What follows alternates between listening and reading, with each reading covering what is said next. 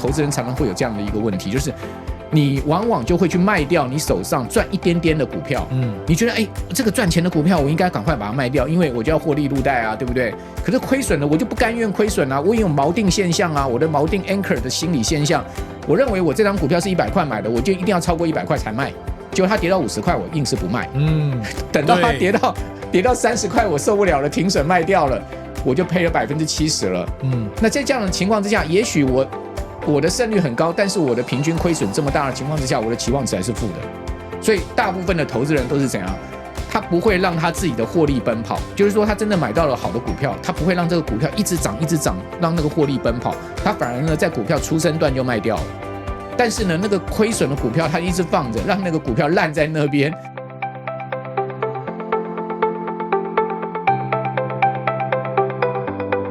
欢迎收听收看理财小时候，我们没有标准答案，只有多元观点，和你一起学习投资与理财，一起打造出有选择的人生。欢迎大家在 Podcast、YouTube 和 IG 订阅跟追踪我们。大家好，我们今天的特别来宾是阮慕骅老师。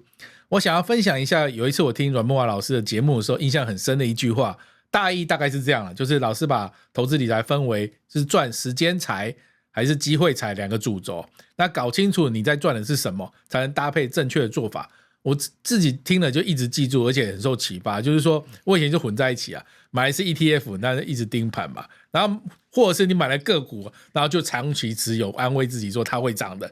那我觉得我原来我就是混在一起的，就时间财跟机会财真的是应该用不同的做法。那老师最近开了一门线上课，叫阮慕骅的获利加速系统，里面谈了很多有关投资人会常犯的错，还有应该怎么建立自己的投资的决策系统。我们今天就来聊聊这两件事情。不过一开始我们还是请阮慕骅老师自我介绍一下。好，大家好，各位理财小时候的铁粉，大家好。大家都有小时候，所以很高兴来上理财小时候。是哦，我为什么会开这堂线上课呢？就是有感于刚刚您所讲的，大多数人其实在股票市场，他知道怎么样买卖股票，他其实也知道下单，但是呢，他其实没有一套更深入、更进阶的方法，去让他的财富持续累积。比如说，我们理财小时候的现在目前的所有铁粉，大家思考一下，你过去3年、5年、10年，你的财富真的在股票市场或者说在投资上面有累积吗？但是这件事情非常重要，为什么？因为我们的财富其实是要不断的靠时间累积上来的，你才会真正的创造巴菲特所讲的那个雪球嘛。对，你在最后雪球才能越滚越大嘛。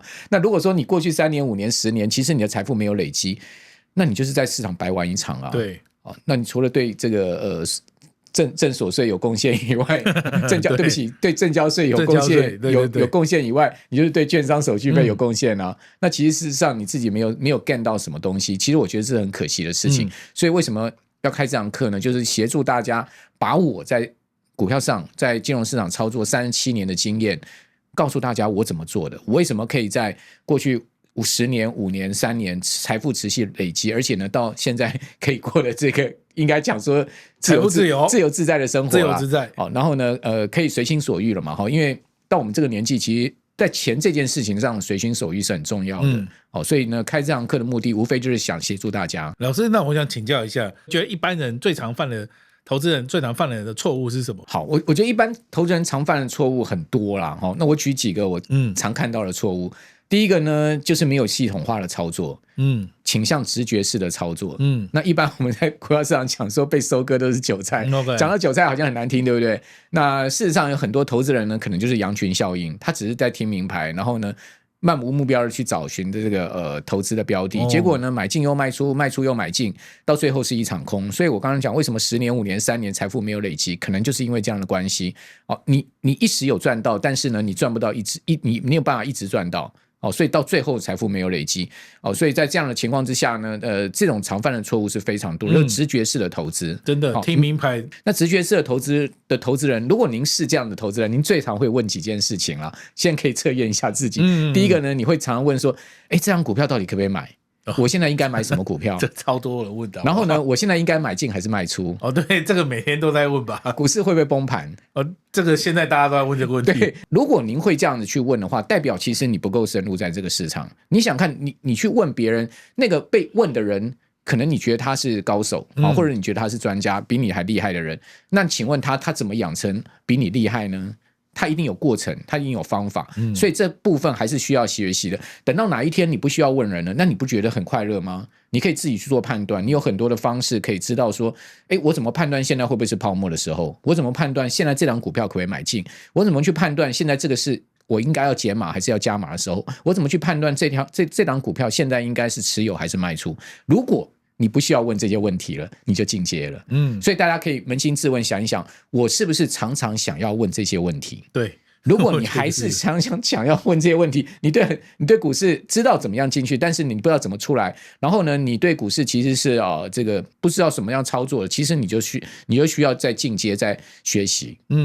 那这就是所谓的投资的一个系统吗？对，回到系统它其实是可以被验证的，然后它可以被验证。另外很重要，它可以被持续操作的。持续操作是一件很重要的关键。我们在股票市场里面，你有没有一套方法是可以被持续操作的？然后呢，它是被验证是有效的，它可以让你真正创造财富的。那在股票市场上，我觉得系统化的一个操作，这3个要件非常重要：持续，然后呢可被验证，证明是有效的，然后呢真正帮你创造财富的。那如果说呢有这样的一套方法的话，那你就可以在这个市场上持续累积你的财富啊，就像刚刚我所讲的，3年、5年、10年的财富应该 suppose 累积上来。比如我们讲今年台股涨多少？台股今年涨了 56%， 如果以加权指数来讲，将近60%的涨幅，还不到半年，这个是一个非常巨大的涨幅。那从去年1年来，台股的涨幅超过100%。如果我们回推到去年5月的话，是超过100%的涨幅，涨了2万多点。我请问大家，真的是吓歪，涨了2万多点的情况之下，你有赚到钱吗？如果你没有赚到钱，那为什么呢？为什么你会在这个市场上这么好行情，你没有赚到钱，甚至现在目前还满手套牢的股票呢？那主持人刚刚问到说呢，到底投资人还有什么样的常犯错误？另外我再举一个例子，除了我刚刚讲那些以外，另外还有一个例子，你会发现其实你在股票市场操作，你的胜率不低的。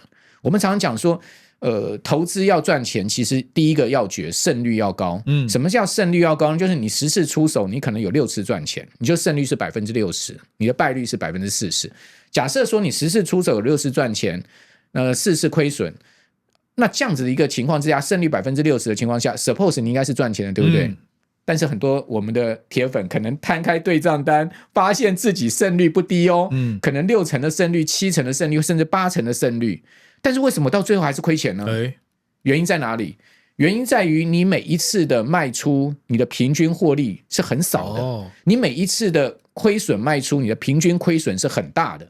所以我们赚少赔多期望值的公式，EV 等于什么？ EB 等于胜率乘以平均获利减掉败率乘以平均亏损。所以您发现我的胜率很高 60%， 但是我的平均获利很少，减掉呢我的败率很低，可能 40%， 但是我的平均亏损很大，结果减出来期望值是负的，就代表我整体长期投资下来是亏损。所以在这样的情况之下，投资人常常会有这样的一个问题，就是你往往就会去卖掉你手上赚一点点的股票，你觉得这个赚钱的股票我应该赶快把它卖掉，因为我就要获利入袋啊，对不对？可是亏损了我就不甘愿亏损啊，我也有锚定现象啊，我的锚定 anchor 的心理现象，我认为我这张股票是100块买的，我就一定要超过100块才卖，结果它跌到50块我硬是不卖，等到它跌到30块我受不了了，停损卖掉了，我就赔了 70% 了。那在这样的情况之下，也许我的胜率很高，但是我的平均亏损这么大的情况之下，我的期望值还是负的。所以大部分的投资人都是怎样？他不会让他自己的获利奔跑，就是说他真的买到了好的股票，他不会让这个股票一直涨一直涨，让那个获利奔跑，他反而呢在股票出生段就卖掉了。但是呢那个亏损的股票他一直放着，让那个股票烂在那边，变成是臭酱菜，他还放在那边。所以你就发现一般投资人，你如果把他 AP 打开，他的整个对账单，包括他现在目前的持股净值，全部都是负的。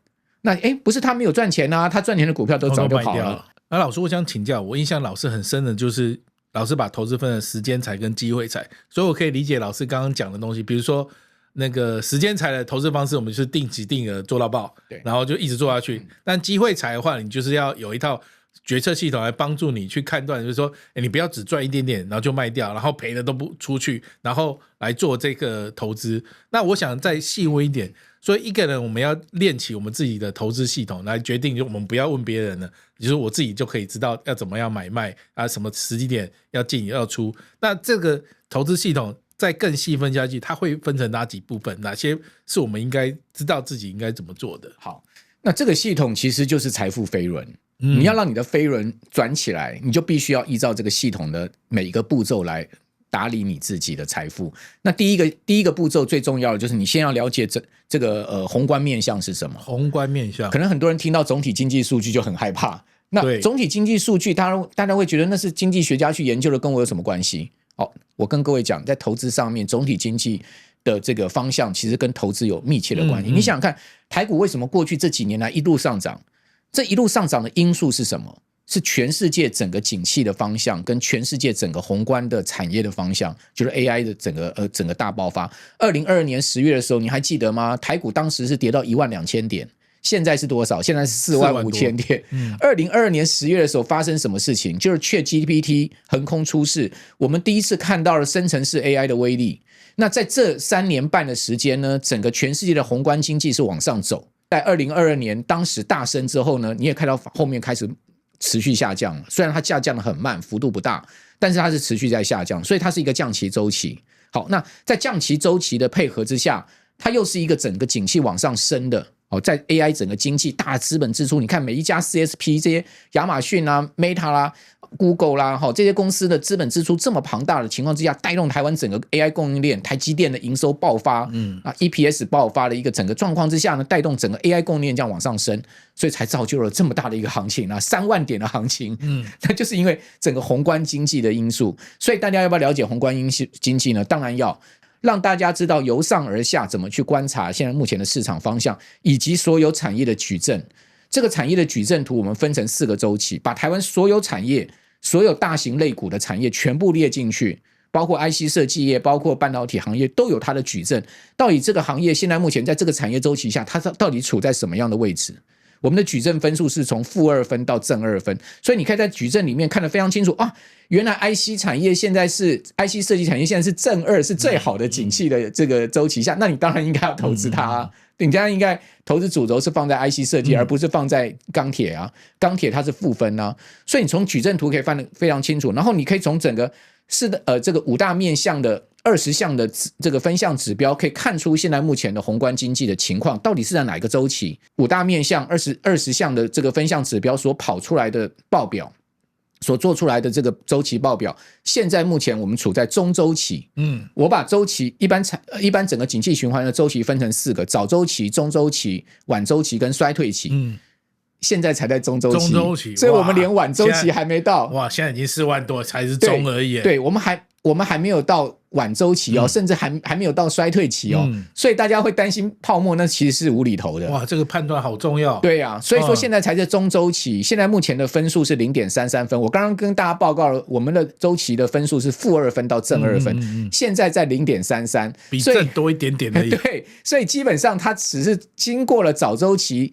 刚刚过了早周期到中周期，所以大家还有的这个 AI 发展的呢，所以大家不要觉得说 AI 到现在可能已经告一段落了，没有 Vera Rubin 才要出货呢，后面还有 Feynman 呢，所以整个辉达的系统是持续在迭代推出的，整个 CSP 的一个投资明年会到1兆美金以上，今年是8000亿，每一年这样子快速的成长上去。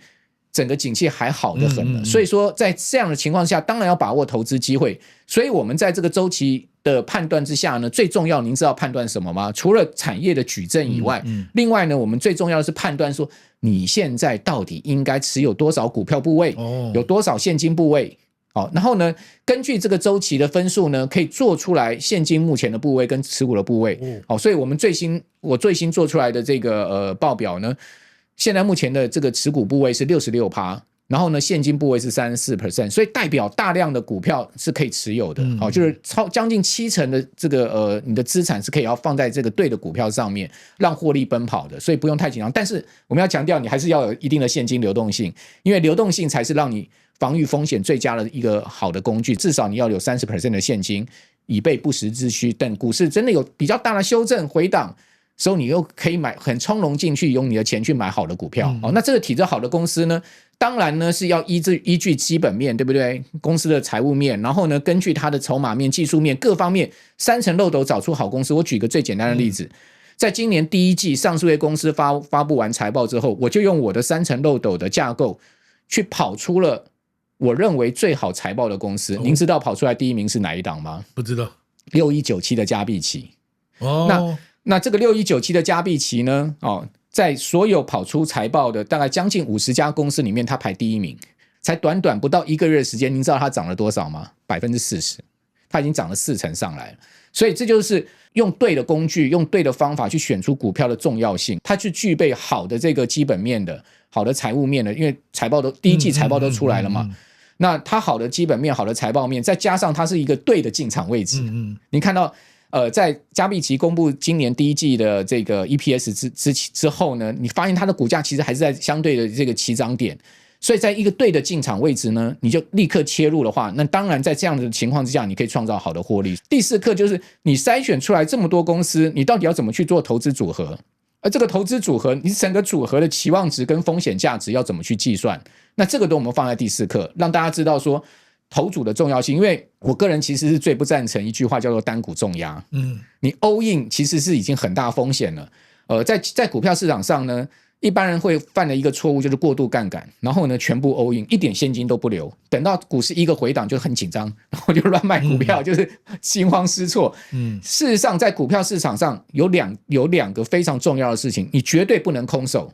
就算是大空头市场，你也不能离开市场，你可能要留个 10%、20% 的持股。你就算是绝对大多头，你也不能全部 all in， 甚至加满杠杆。那这是非常两个极端非常风险大的做法。所以中性的做法就是我刚刚讲的，留一部分的现金，有一部分的这个股票的持股。好，就像现在目前呢是67%、33%的这样子一个比例，我个人觉得是适当的。好，当你依照这个宏观环境去做了这个持股跟现金分配之后，选对股票之后，你选出了一篮子股票，我刚刚讲说绝对不要 all in， 甚至绝对不要 all in 单一股票。那你就要再去做投资组合啊，那一般人都不知道怎么做投组啦。核心组合、卫星组合怎么去组合，在我们课程都有教大家。然后呢，你做完组合之后呢，你还需要去做这个组合的风险的测试，以及呢它期望值的测试，在我们的理财计算机上都可以做。刚刚老师有提到一件事，我觉得算是也算是老手的盲点。很多人经营在股市30-40年，他们说台股怎么可能这么高，要崩了。确实这是一个盲点，可是有个总体经济的概念，就是说我们现在是 0.33， 确实才在中段而已，还没有到后面。那确实这也是一个打破盲点的一个很好的开始。然后我还有一个问题，就是说老师刚刚有提到就是股票跟现金，那很多人会提到资产配置应该是股债要有一定的比例，那债券在这边扮演的角色会是什么？事实上债券有分成非常多种，一般大家所熟知的叫做美债。因为大部分台湾人买的债券就是美债、新兴市场债这几种债券。那新兴市场债就是新兴市场国家所发出来的这个本地债。那美债呢就是美国政府所发出来的，它的这个财政部所发出来的国债。好，那除了美债以外呢，事实上还有投资等级债、非投资等级债，还有金融债，有非常多的种类的债券。所以我们可能一般人都只讲一个债券，事实上呢它种类非常多。那到底应该怎么投资债券呢？债券基本上它是固定收益的性质。固定收益是什么意思？就是我领利息啦。那是投资债券的最主要目的是现金流，也就是说因为我有固定的利息可以领，每一季或者说每半年每一年有固定的利息领，所以我可以很清楚的知道在某个时间点我一定会有现金流入。那以便我用这个现金流入去完成我想要完成的事情。比如说我退休了，那我可能每个月需要说一笔这个退休金来过日子，所以我就安排说我的这个账户里面呢每个月都有这个现金可以发放的债券。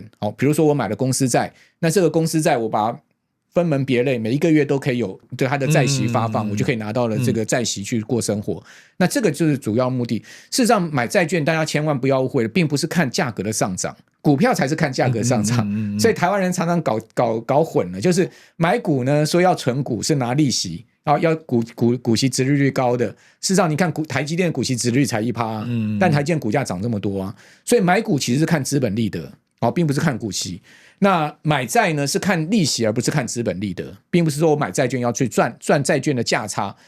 所以你把这个股票跟债券的性质分清楚之后，你就知道怎么搭配啦。我买股票是为了资本利得，所以我要买到会涨的股票，息高不高另外一回事，不重要。那我买债券我是要买安全的，可以确定它的利息会流入，不会违约的。然后呢，它会不会涨也不重要，因为我就长期持有固定领息，然后我可以用这个息收呢去过我的退休生活，所以这样子的搭配呢才是正确的一个思考方向，而不是存股是为了领股息。那股息领到了，价格一直掉，那你反而输掉了股价，而且那个息可能都赔在价差上面，有什么用呢？那买债券呢，只是为了要去赚价差，结果呢反而价差过去5年债券价格一直跌。你可能心情就很差，为什么？因为你本来是想要去赚价差，结果价差没赚到，反而价格跌了5年，到今年债券已经连跌第5年了。美国20年期以上的长债的价格都腰斩，全部都腰斩。像台湾有一些20年期以上的这个 ETF 的价格，5年前到现在，就2022年那时候，大概他们的价格涨到最高。那时候是疫情的时候，那个利率降到最低，所以价格到最高。从那个时候算到现在5年快6年的时间，价格都腰斩。所以你发现，你虽然有领到利息，但是呢，你的美债呢价格跌掉了这么多呢，到最后你算一算，你还赔钱。所以这样的情况之下，你可能心情就会很差。但是如果你回到初衷，你只是为了领息，那你就不用太 care 价格。所以我觉得。在投资上面，我们还是要把观念搞清楚，然后呢，把我们的目的性搞清楚，这样子呢，你才能真正在投资上面运用到对的工具去做组合。老师讲的非常正确，因为我就想要一招打天下，想说好，那我学习一个投资的系统，那是不是也可以应用在债券啊？目的根本就是不一样，你不应该要一招打天下，是的，做不同的事情，用不同的工具和不同的做法，还是正确的方法。这个确实是很重要。那我想问，比如说现在股市其实像我觉得现在尤其这2年的感觉就是市场很动荡啦，尤其是川普，然后常常说我要做 A 我要做 B， 消息满天飞啊，这个投资系统是如何帮助我们应对这件事？比如说川普或者 Fed 一句话 AI 某个新闻，然后它就会有一个大震荡。那我也知道市场很多杂讯，那有些是真正的讯号，那我们要怎么分辨这件事情啊？那您问了这个叫做地缘政治风险，我们刚刚不是跟您讲说有5大面向去组成出来我们的这个经济指标吗？综合分数。那这5大面向是哪5大面向呢？第一个面向就是利率，就是我们现在的资金成本。那这个利率最主要当然还是看美国联准会的现在目前的非方瑞，就是联邦基金利率跟中央银行的利率，又以台美两地的主要的官方利率来做观察的方向。当然还有其他的指标，我就不细讲。第二个呢，就是要观察什么？观察物价。因为利率跟物价之间是绝对关系的，那物价又会关系到货币政策，所以第二个我们的面向就是物价，第3个面向就是景气的面向，就是就业跟消费。那第4个面向呢很重要，就是刚刚我们谈到了像地缘政治风险这个面向，我们会把它放在里面。那另外呢还有一个面向也是跟宏观经济金融有关的，就是中央银行的资产负债表，联准会的资产负债表，由这5大面向去组成了一个综合判断分数。那我们会把这5大面向里面的分项指数呢，都把它计算出来。最终呢，5个面向有它分别的权重，不同的权重。比如说我们在地缘政治风险的部分，我们的权重是 10%，不高，因为整个权重加起来是100%嘛，但是呢。照来讲，每个 suppose 应该是20%，对不对？但是我们地缘风险只可以把它10%，其他的权重，其他项目的权重是加高。比如说就业跟消费，我们的权重是加高的。那这个权重就业消费的权重加高，就是来自于地缘政治风险。所以您可以发现，我们其实把地缘政治风险的权重是摆低的。为什么呢？因为地缘政治风险不是天天发生，它是偶尔发生，它是黑天鹅。所以在地缘政治风险发生的那当下，你再把权重加高就好，不需要平常把它的权重放大。因为如果你把它的权重放得很大，跟其他项目一般大的时候呢，这个指数可能会失真。因为地缘政治风险它平常时候它都不会有那么多的这个变化，所以我们为了让这个指数更贴近事实，所以我们把权重在地缘政治风险的部分降到只有 10%。那但是呢，就像您刚刚讲，如果万一中东又开战了，这些事情又突然爆发了，地缘政治风险一下上升了，我们会把权重临时把它调高，让它的比重变大，所以你就会去影响到这个总指数。那总指数一影响，就会影响到很重要一个因素，就是你到时候的你的持股跟现金比重。那如果说呢，整个风险因子拉高了，现金比重一定会随着上升，那持股比重一定会下降。所以在这样的情况之下呢，就用宏观的面向去调整你的现金跟持股。我刚刚有跟大家讲说，其实流动性是抵抗风险最好的工具。什么叫做流动性？流动性就是钱啊。很多人傻傻的分不清楚到底钱跟资产之间的关系是什么。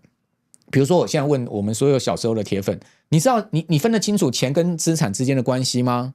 事实上在我的心中非常清楚，钱是什么？钱就是流动性。资产呢就是股票啦、房地产这些资产。那请问资产它可以很快速变成流动性吗？有些资产不行，房地产你要卖要很久。那股票呢 T+2 可以拿到现金，所以股票是流动性非常好的资产，但是不是所有资产的流动性都那么好，但是股票就是有这么好的一个流动性。那但是呢，你也要知道说，你买的股票到底那个成交的情况好不好？你不能去买太冷门的股票，你到时候想卖都卖不掉，或者买到跌停板的股票你也卖不掉。所以股票虽然具备好的流动性，但是呢，相对而言呢，它也有流动性上的缺点。就是看个别股票上面不同的情况。好，不管怎么讲，股票的流动性适时换成是股票的资产适时换成流动性，是不是降低持股就是抵抗风险呢？降低持股比重，拉高现金比重。比如说股票一大跌下去，你原本100%的持股，你很快速的降到只有 50% 的持股， 50% 的现金，你是不是心情就安定很多？你会想哇，跌没有关系，我还有一半的现金啊，而且我这一半的股票损失会变少啊，比我原来100%持股的损失变少，因为100%持股，假设是100万好了，跌 10% 你就赔10万，你现在降到50万的持股，跌 10% 你只有赔5万啊，就是减半啊，但你一半的现金保持在那边，你还可以随时进场啊，所以呢，要适时的把资产变成流动性，这个观念非常的重要。好，所以刚刚主持人问到那个问题，完全就反映了我们的这个整个系统化的思维，就是说地缘政治风险的确就是在我们整个评估的项下5大面向里面的其中一个面向。这个5大面向里面呢，最重要的其实还是金融跟经济面向。那地缘风险的面向，我们的权重是第一点。所以但是呢，一旦事件发生的时候，我们就权重拉高，就会影响到整个指数了。资金的配置上面我大概了解，那我还想问一个，这个投资系统会不会帮助我们去知道，比如说我选了某个股票，然后决定它什么时候要卖？因为不是有一句话就是说，会买的是徒弟，会卖的才是师傅。那确实有时候卖是很困，我觉得难度是有的。那这个投资系统是如何帮助我们知道，我买了这个股票我应该差不多时间要卖了，那个是怎么被决定的？那这个个股买卖点的判断比较回归到所谓的技术面上面。一般来讲这个基本面对于个股的买卖点它的影响性不是那么直接。比如财报它都是落后指标，它公布完可能股票就已经先跌下去，或者股票都已经先涨上去了，所以说相对而言呢，它是给你去验证或者是给你事后去做更多的这个买卖的参考，它绝对不是一个领先指标。但是呢，它还是一个非常重要的参考依据，因为毕竟长期的财报好的公司，它的股价长期趋势是向上的，都会正常的去反映它的基本面，趋势是向上的情况之下，你对于你的持股你就更有信心了嘛，你可以抱得住，那你才能这个不去卖它，不会因为一点点获利就去卖它，而可以让它获利持续奔跑。比如我举个例子好了，像是颖威啦、旺系啦这2档股票，你看到去年前年的股价，他们可能都不到1000。他们股价不到1000的情况之下，现在涨到5000、6000甚至1万。如果说你在他们涨到1000多、2000的时候就卖掉，你不是错失后面很大一段吗？可是你发现他们公布出来的财报情况非常的好。那你发现他们每一季的财报情况都非常好，像台光电也是一样，它的营收每一个月公布出来都创历史新高的情况之下，你就更有信心去抱住这档股票。如果你买到它，那你就可以让你的获利奔跑。所以在买卖点上面呢，财报它是落后指标，但是它是一个非常重要的长期的这个观察的趋势方向，所以呢，它绝对不能偏废。但是呢，如果说大家要更灵活跟更机动的去买卖股票，就要偏向技术面了，因为技术面是最重要的直觉的，或者说呢，技术面是最重要的，不是讲直觉，应该讲的直接的一个指标。技术面上面，它会告诉你有很多的形态。然后呢，这个股票到底现在目前的形态面上面是不是有危险？那以及呢，它现在目前的形态是不是告诉你说，现在目前呢是一个好的一个相对一个可以买进的基期的地方？那这个形态面上面，这个买卖点上面，在我们的课程都有深入的告诉大家，到底用什么样的方法去判断，从均线到均线扣底值，到均线的斜率。那这些呢都是非常重要的判断方式，包括它日 K 线怎么去搭配均线的斜率啊，包括它的扣底值啊，中短线进出的人呢，其实在技术面上面的打底的功力要更深厚。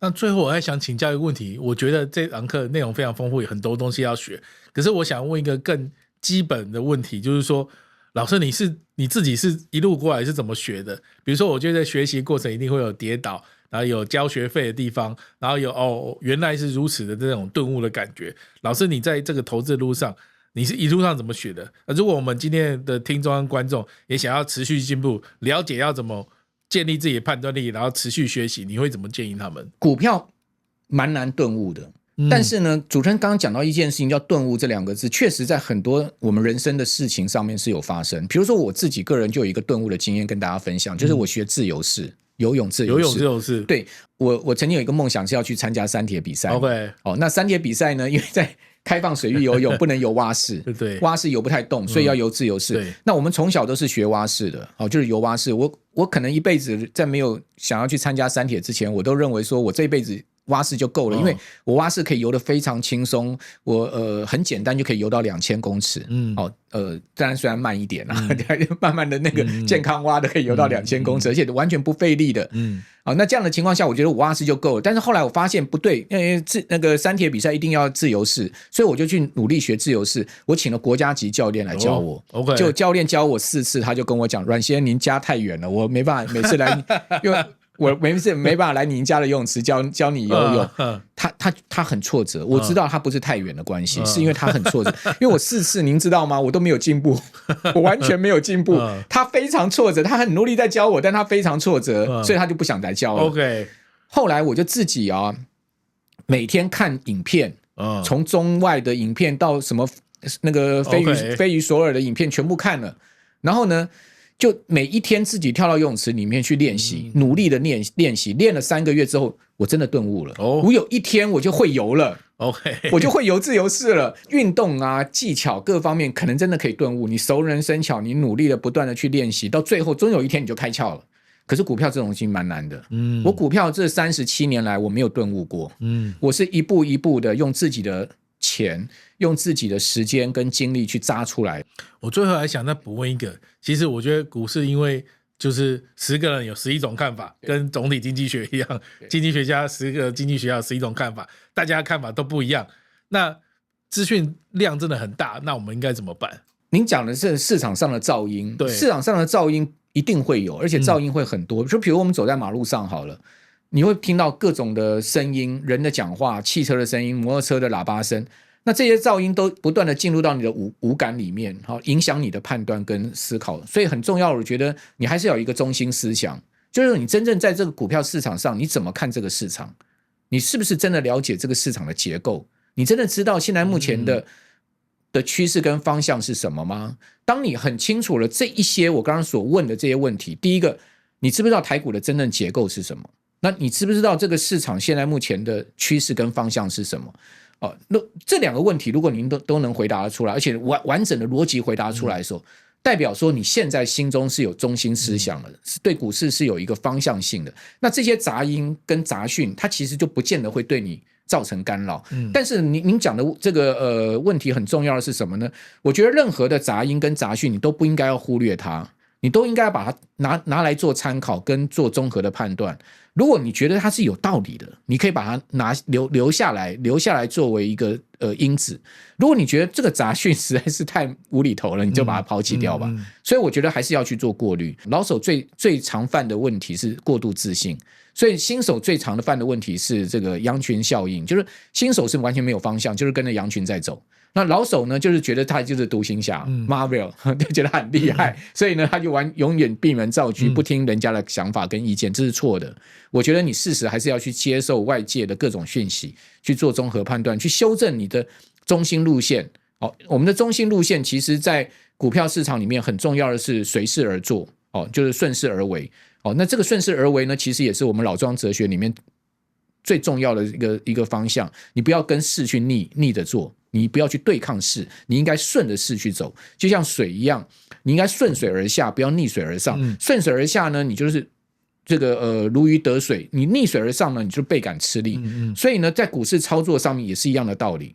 顺势而为，然后呢，随时保持开明清朗的心，去吸收各种的有用的资讯，而非是杂音。然后呢，留下来作为你的中心思想的修正跟参考。我觉得这样子呢，如果你具备这样子的一个思维逻辑的话，我觉得你基本上就已经进入到一定的这个股票操作的这个专业的程度了。这是呼应到所谓要建立自己的投资系统这件事情，建立自己的系统，形成自己的看法。你就不用去辨别说什么是讯号，什么是杂讯，然后应该把它收纳下来，在你的系统底下，然后形成自己的判断，然后让你去回答前面几个问题：现在会不会过高？我该买还是要该卖？现在我该怎么做这些问题？那今天谢谢阮慕骅老师跟我们分享这么多，我觉得很有用的资讯，谢谢阮老师，谢谢大家，谢谢。